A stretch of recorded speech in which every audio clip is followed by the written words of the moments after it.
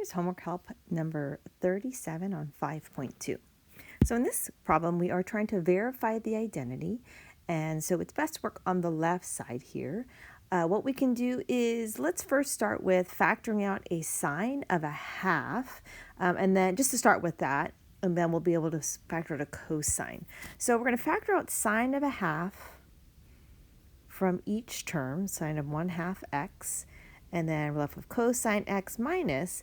Now remember, when you're factoring out, you're really dividing, so sine of 5/2 x over sine of 1/2 x.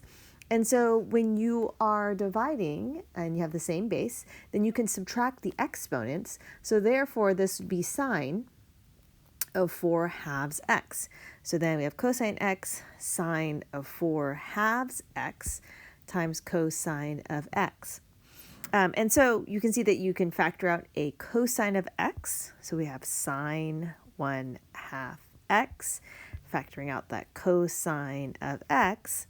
Then we're left with 1 minus. Now sine of 4/2 x is just sine squared of x. Okay, and then so we can use our Pythagorean identity, cosine squared of x plus sine squared of x equals 1.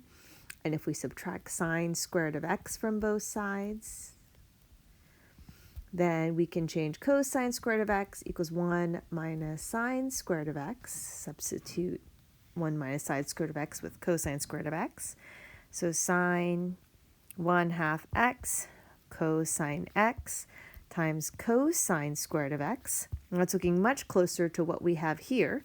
So we're just going to multiply our cosines. And then sine of 1/2 x, we can just take the square root of it. So this just means, let's see, cosine cubed of x. And then we can square root our sine of x. And so now it is verified with the right side. Cosine cubed of x, square root sine of x. So that's number 37. Here's also number 41. Again, we're trying to verify. So I notice there's a 1 plus sine of theta here. And so what I want to do with on the left side is I'm going to go ahead and multiply by the conjugate of the denominator. So let me rewrite the left side, 1 plus sine of theta over 1 minus sine of theta. I'm going to multiply by the conjugate, 1 plus sine of theta, 1 plus sine of theta. And then so in our numerator, then just to simplify it, we have a 1 plus sine of theta squared over, then the bottom we're going to multiply. That just becomes a 1 minus sine squared of theta. And then again, we're going to use the cosine squared of theta plus sine squared of theta equals 1, or cosine squared of theta equals 1 minus sine squared of theta. So we're going to place that for our 1 minus sine squared of theta. We have 1 plus sine theta quantity squared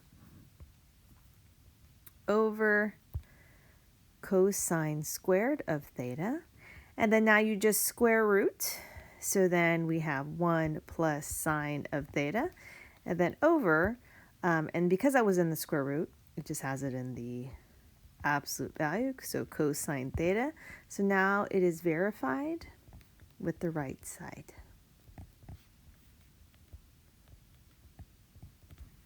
I hope this helps. Thanks for watching.